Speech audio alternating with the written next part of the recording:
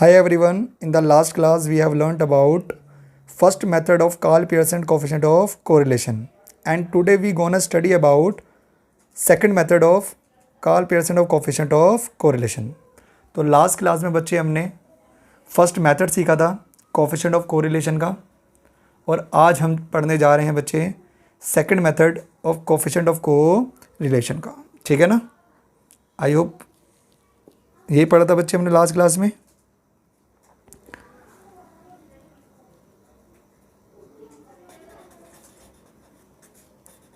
Methods of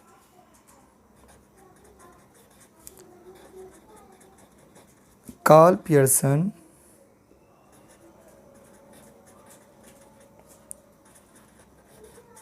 coefficient of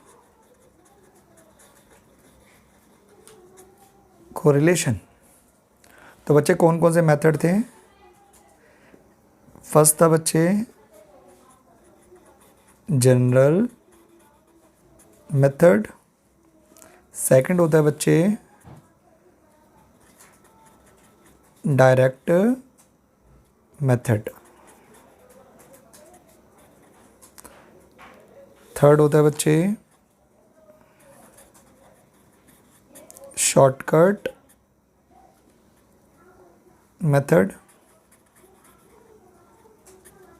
या फिर बच्चे एक और इसका नाम होता है assumed mean method. Assumed mean method.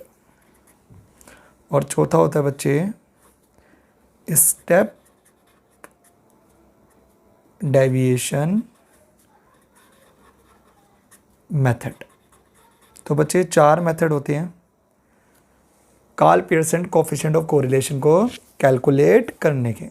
ठीक है बच्चे, जिसमें से जनरल मेथड बच्चे हम ऑलरेडी पढ़ चुके हैं, इसको ऑलरेडी बच्चे पढ़ चुके हैं हम। आज हम जो पढ़ने जा रहे हैं बच्चे वो कौन सा मेथड है? आज जो मेथड है बच्चे वो है डायरेक्ट मेथड। तो बच्चे डायरेक्ट मेथड पढ़ेंगे कि डायरेक्ट मेथड के थ्रू हम किस तरीके से coefficient of correlation find out करते हैं। ठीक है बच्चे, तो डायरेक्ट मेथड पढ़ते हैं बच्चे। करें बच्चे स्टार्ट। बच्चे direct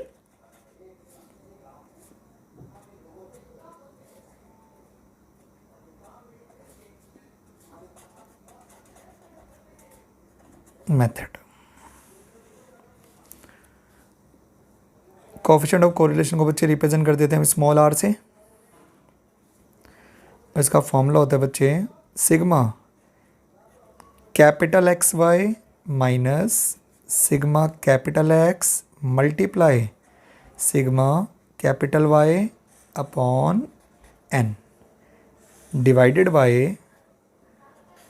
under root sigma capital X square minus sigma capital X का whole square upon N under root sigma capital Y square minus sigma capital Y का होल स्क्वायर अपॉन एन।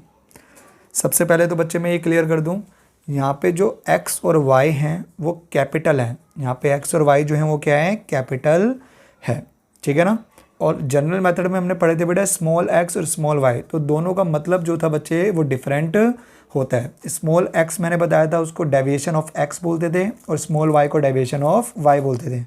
यहाँ पे आपको बच्चे कैपिटल x और capital y दे रखे हैं जो आपको सीरीज़ में गिवन होते हैं। ठीक है बच्चे, ये दिखने में बच्चे बहुत बड़ा फॉर्मूला लग रहा है, लेकिन इसको कैलकुलेट करना बच्चे उतना ही आसान है। ठीक है ना? बस स्टेप बाय स्टेप आप क्या करोगे? यूज़ करोगे इस फॉर्मूले का। ठीक है ना? तो एक एग्जांपल लेते हैं ताकि बच्चे और क्लियर हो। तो एग्जांपल क्रिएट कर लेते हैं बच्चे। Calculate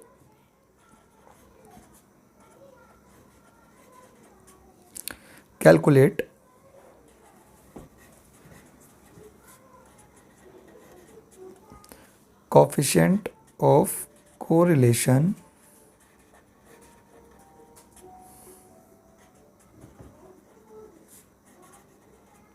from the following data. ठीक है बच्चे, आपको कैलकुलेट करना है बच्चे coefficient of correlation from the following data. आपको एक्स सीरीज़ दे रखी है बच्चे और वाई सीरीज़ दे रखी है। एक्स सीरीज़ फिर से बच्चे वही ले लेते हैं 5, 10, 15, 20, 25 और वाई सीरीज़ ले लेते हैं बच्चे 10, 20, 30, 40, 50। और बच्चे एक खासियत होती है बच्चे, आप कोई भी मेथड यूज़ कर लो बच्चे चारों में से, आपका जो आंसर होगा वो हमेशा क्या आएगा, सेम आएगा। अगर क्वेश्चन में स्पेसिफिकली बोल रखा है बच्चे कि आपको शॉर्टकट मेथड यूज़ करना है तो आपको शॉर्टकट मेथड अप्लाई करना पड़ेगा। अगर स्टेप डिवीजन मेथड बोला है तो बच्चे स्टेप डिवीजन मेथड यूज़ करना पड़ेगा। डायरेक्ट मेथड बोला है तो बच्चे डायरेक्ट मेथड यूज़ करना पड़ेगा। और जनरल मेथड यूज़ करने के लिए बोला है तो जनरल मेथड यूज़ करना पड़ेगा। और अगर क्वेश्चन में कुछ भी गिवन नहीं है, सिंपली आपको क्या लिखा हुआ है, कैलकुलेट कोफिशिएंट ऑफ कोरिलेशन, तो आप चारों में से कोई भी मेथड क्या कर सकते हो, अप्लाई कर सकते हो। ठीक है बच्चे, तो ये जो क्लास है बच्चे ये स्पेसिफिकली डायरेक्ट मेथड के ऊपर है, तो यहाँ पे मैं आपको डायरेक्ट मेथड से इसको कैलकुलेट करके दिखाऊंगा। ठीक है, तो डायरेक्ट मेथड से बच्चे कैलकुलेट करते हैं। सबसे पहले आप क्या करोगे, इसका फॉर्मूला लिखोगे। डायरेक्ट मेथड क्या था बच्चे फॉर्मूला इसका, R equal to sigma capital X Y minus sigma capital X into capital Y का sum divide by N upon under root sigma capital X square minus sigma capital X का whole square by N under root sigma capital Y square minus sigma capital Y का whole square by N. फिर बच्चे मैंने बताया था आपको formula read करना आना चाहिए। अगर आपको फॉर्मूला रीड करना आ गया तो आपको बच्चे कैलकुलेशन करने में कोई प्रॉब्लम नहीं होगी।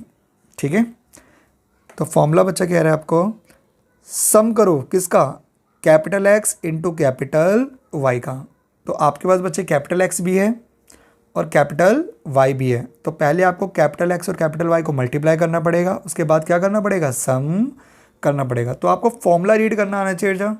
अगर फॉर्मूला रीड करना आ गया तो आप कैलकुलेशन आराम से कर लोगे। तो सबसे पहले फर्स्ट ऑफ ऑल आप क्या करोगे, कैपिटल एक्स और कैपिटल वाई को क्या करोगे, मल्टीप्लाई करोगे। तो 5 into 10 50, 10 into 20 200, 15 into 30 450, 20 into 40 800, 25 into 50 125 0। ये बच्चे आ गया कैपिटल एक्स वाई। अब इसका क्या करना है, सम। अब बच्चे इसको सिंपली सम कर लेंगे। 1250 प्लस 800 प्लस 450 प्लस 200 प्लस 50, यह आ गया बच्चे आपका 2750। ये आपका बच्चे सम आ गया। अब फिर बच्चे बोलिए नेक्स्ट टर्म, सम किसका करना है बच्चे, एक्स का। सम किसका करना है, एक्स का। तो एक्स ऑलरेडी है मेरे पास, तो एक्स का बच्चे क्या कर दो, सम कर दो। तो 25 प्लस 20 45, 45 प्लस 15 60, 60 प्लस 10 70, 70 प्लस 5 75। फिर बच्चे नेक्स्ट टर्म क्या बोलिए, सम कर दो किसका, वाई का। सम कर दो किसका, वाई का। तो वाई भी है मेरे पास, तो वाई का ही बच्चे सम कर लेते हैं हम। 50 प्लस 40 90, 90 प्लस 30 120, 120 प्लस 30 150। ये बच्चे आ गया सम ऑफ वाई। तो बच्चे आपके पास तीनों टर्म्स आ गई और एन होती है नंबर ऑफ टर्म्स, वो तो आप बच्चे सिंपली कैलकुलेट कर सकते हो 1 2 3 4 5। तो एन जो है आपका क्या है, नंबर ऑफ टर्म्स जो है वो क्या है 5। नेक्स्ट जो टर्म है बच्चे वो क्या है, सम करना है आपको किसका, एक्स स्क्वायर का। अब आपके पास बच्चे एक्स स्क्वायर नहीं है, आपको पहले सम करना है, आपको पहले एक्स स्क्वायर निकालना है, उसके बाद क्या करना है, समीशन करना है। सम करना है किसका बच्चे, एक्स स्क्वायर का। तो पहले एक्स स्क्वायर निकालना पड़ेगा, उसके बाद ही आपको क्या करना पड़ेगा, सम करना पड़ेगा। तो पहले एक्स स्क्वायर निकालते हैं। 5 का स्क्वायर 25, 10 का स्क्वायर 100, 15 का स्क्वायर 225, 20 का स्क्वायर 400, 25 का स्क्वायर 625। अब इसका क्या कर देंगे बच्चे, हम सम कर देंगे। That is 625 plus 400 plus 225 plus 125, 1375। इसका सम आ गया बच्चे 1375। ये कह रहे बच्चे सम करो किसका, x का, फिर वो जो आएगा उसका होल स्क्वायर कर दो। बच्चे दोनों में डिफरेंस है। ये कह रहे हैं सम कर दो एक्स स्क्वायर का, तो पहले एक्स स्क्वायर निकालो उसके बाद सम करो। पहले एक्स स्क्वायर निकालो बच्चे, इंडिविजुअली हर टर्म का क्या करना पड़ेगा, स्क्वायर करना पड़ेगा। उसके बाद आपको क्या करना पड़ेगा, इसका सम करना पड़ेगा। और यहाँ पे कह रहे हैं पहले सम करो एक्स का, फिर वो जो आएगा उसका स्क्वायर कर देना। तो बच्चे ऑलरेडी हम एक्स का सम कर चुके हैं, कितना है 75। इसका स्क्वायर अभी कर देंगे बच्चे हम फॉर्मूले में, ठीक है ना। तो आपको ध्यान से फॉर्मूला रीड करना है ताकि कोई भी इंफॉर्मेशन गलत पुट ना हो। अब बच्चे वो नेक्स्ट टर्म बोल रहा है सम करो किसका, वाई स्क्वायर का। तो पहले वाई का स्क्वायर निकालोगे तभी तो उसका सम करोगे। तो पहले वाई का स्क्वायर निकालते हैं बच्चे हम।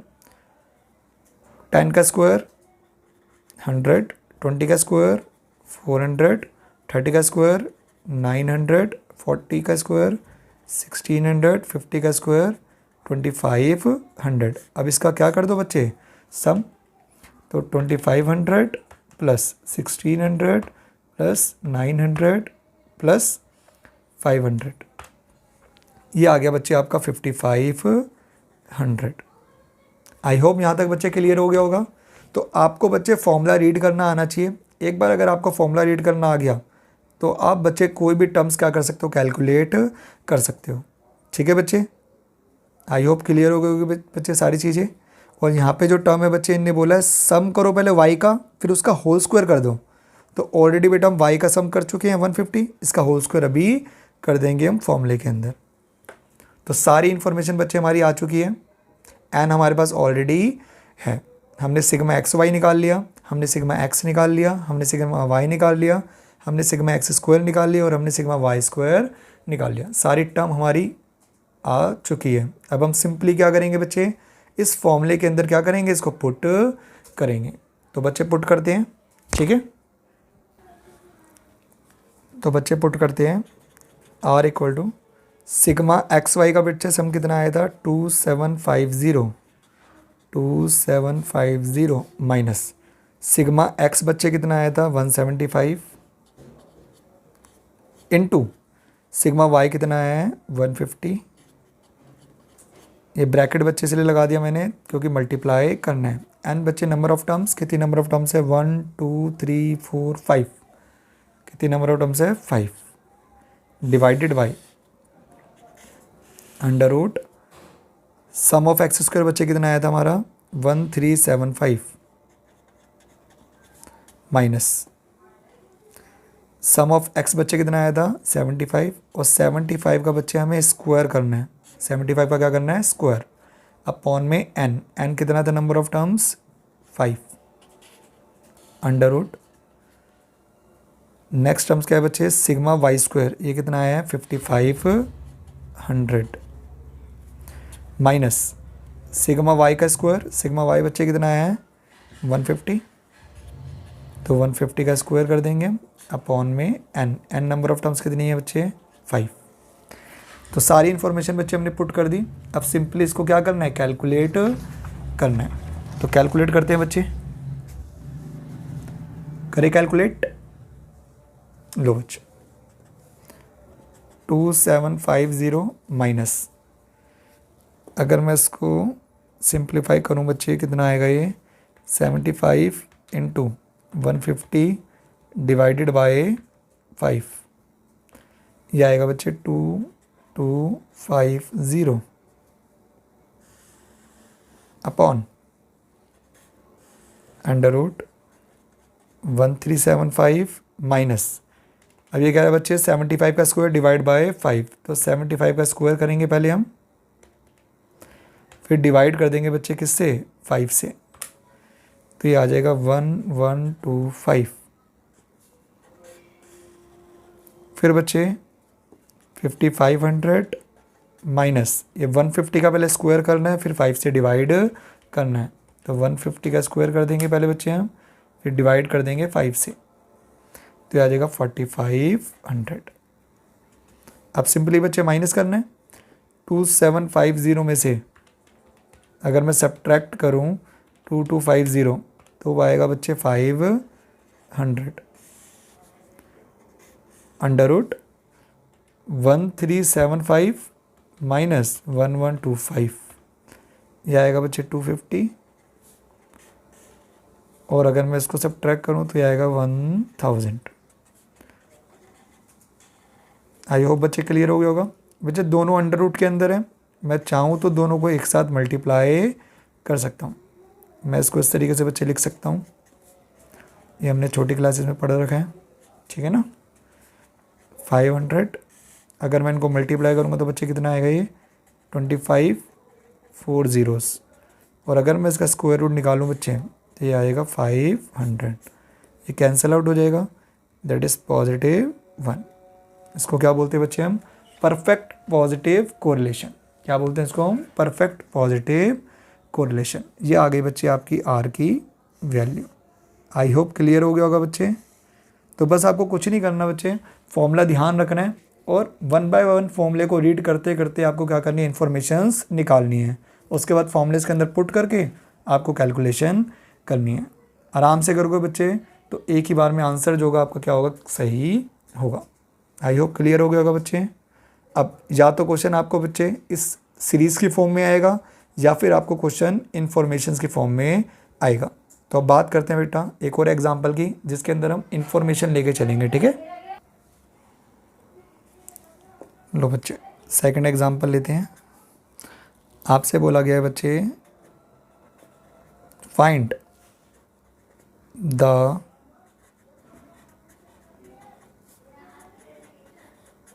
coefficient of correlation between x and y for the following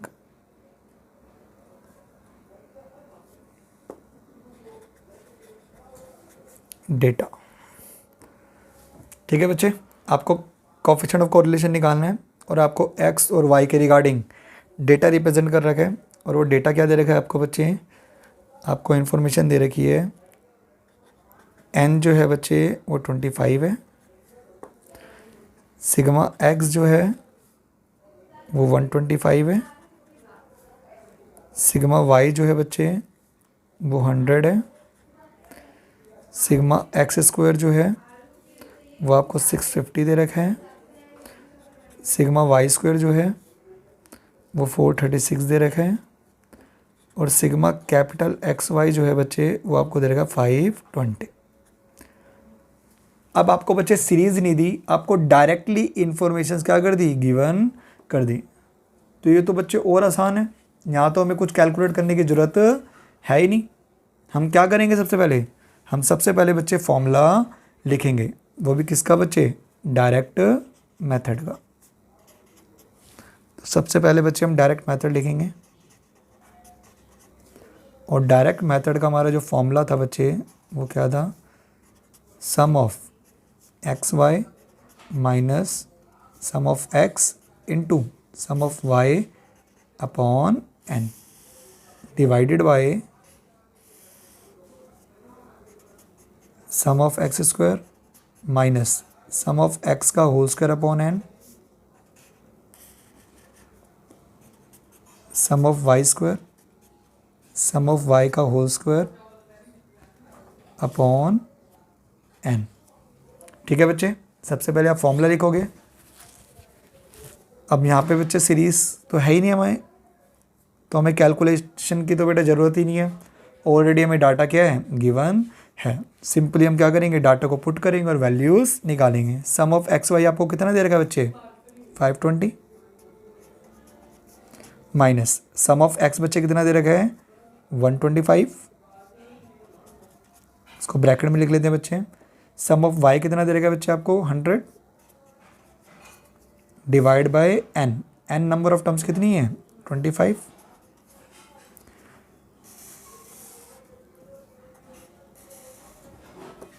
some of X square, sum of X square बच्चे कितना है 650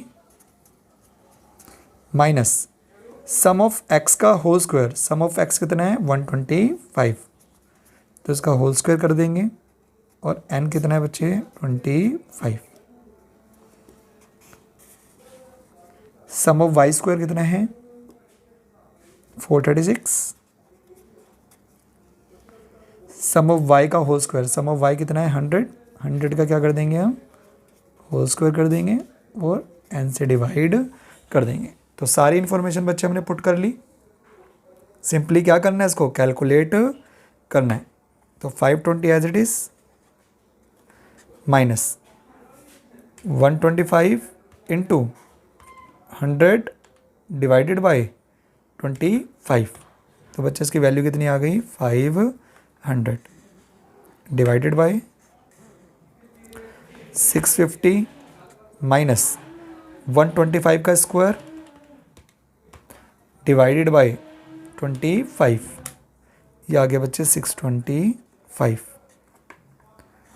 नेक्स्ट अंडर रूट क्या है 436 माइनस 100 का square divided by 25, that is 400। तो अगर बच्चे कैलकुलेशन करूँ मैं 520 में से 500 गए दैट इज़ 20 अपॉन 650 में से 25 गए, ये आएगा बच्चे 25,